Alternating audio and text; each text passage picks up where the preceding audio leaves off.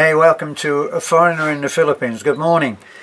I wanted to reiterate something that we've been saying many times, but due to the urgency that some people have on finding a partner, they keep coming back to us thinking that we can help on this.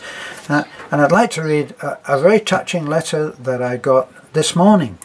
Or I saw it this morning. Sometimes it does take me a while to get to some of the messages. But anyway, this is, I'm going to say her name because she obviously wants to be made public, and you can always get back to us on this lady. But anyway, her name is Arlene, and she starts off, I'm also a Cebuana dialect speaking. I'm your subscriber on your YouTube vlog. I'm born again Christian too. My older brother is pastor in our province in Cagayan de Oro. Forgive my pronunciation on some of these. Okay, my story of life is almost the same as Beth, of hardship. I'm separated for 16 years, no children. Since then I cannot locate him. I've consulted an attorney and I'm entitled to be granted for a widow. Now, there's two things that are very important there as far as I can see. She is a born-again Christian, which I'm not saying that everybody has to be a born-again Christian or a Roman Catholic or any other thing. What I'm saying is that if you're coming out here as a foreigner and you want to meet someone, I think it's pretty important that you find someone that has a spiritual path, has a way of knowing right from wrong. And I was not a born-again Christian when I met Beth, and I would hardly say that there was a blinding change of light in being a born-again Christian. I was born again in my beliefs, and so I was baptized in our little local church, and for a very good reason. I'm part of that church, and I help, and I take part in it, and I'm an active member. So that's very important. Now, the other thing that's important is that although this lady has been married, she is without children, which is quite important for some people. She's without children, and she has consulted a lawyer. She's consulted an attorney, and by the attorney's counting, she is entitled to be granted the status of a widow. She says widower, it's not her first language, so she's entitled to be regarded as being a widow. Now, there will be a document for that. So if someone was interested in this lady, then they would be able to see a document, and that document would be the means to be able to be married. So that's why it's important. Now, my birthplace is Barangay Kianlagan, Gingoog, my pronunciation, city. Let me see, of Beth's, wait a minute, our barangay is the same hardship of Beth's place. We are 10 siblings, so she's one of 10 children. I'm fifth from the older. My mother died when giving birth of our youngest sister.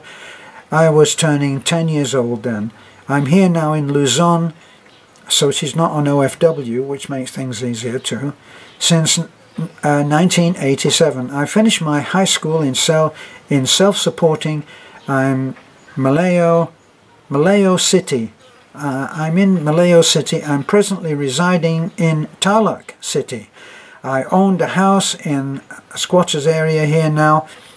Now that I'm 45 years old, I'm hoping that I could also find a foreigner husband-to-be. I would like to ask your recommendation. Sincerely, Arlene Rubio. So,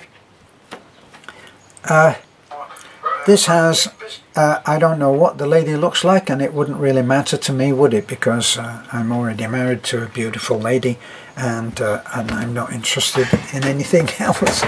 But to anybody who is interested in having a relationship, this at least has the makings of being something that could work. She has a good background. She is, which to me is important, that she is a worker. she's had a house of sorts, and by the way, squatters, that's another thing. The way that you view that as a Westerner would not be the same as is viewed here, but she has been self-supporting. That's what I take from that.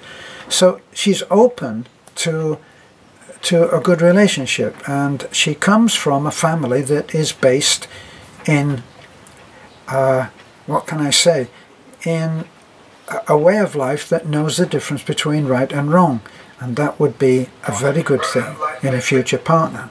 So look at the pros and cons. If you want to get in touch with her, then I'm sure that she has a Facebook page, which I'm sure if you go in, well, maybe not right now because we can't do the comments, but if you went to Facebook and asked me, I would ask her if she had a Facebook page. Okay, now this doesn't mean that we're opening the floodgates to being able to help anybody and everybody, because we haven't been able to. We just don't have that many foreigner friends. I've been here for 5 years. I left Florida a long time ago. 5 years of living in the Philippines is a long time of being left from the American way of life. So we can't help everybody. It's just impossible. We don't know that we can help this lady. We're just willing, I was just willing to read to you what I thought was a touching story. And it ends there. So, good luck to you, Arlene, and good luck to anyone who is looking for a partner. Male or female, we're actually unable to help. There are so many, really so many people that communicate to us and ask for our help. And it's a heartbreaker because we would love to help everybody to do this. And we just don't have the wherewithal. We don't have the capability to offer dating, what would actually be dating site facilities. It's not what we do. Thank you for looking in. This is A Foreigner in the Philippines. Please like, comment, subscribe. Eventually the comments will come back. We are sure of that. And bye for now.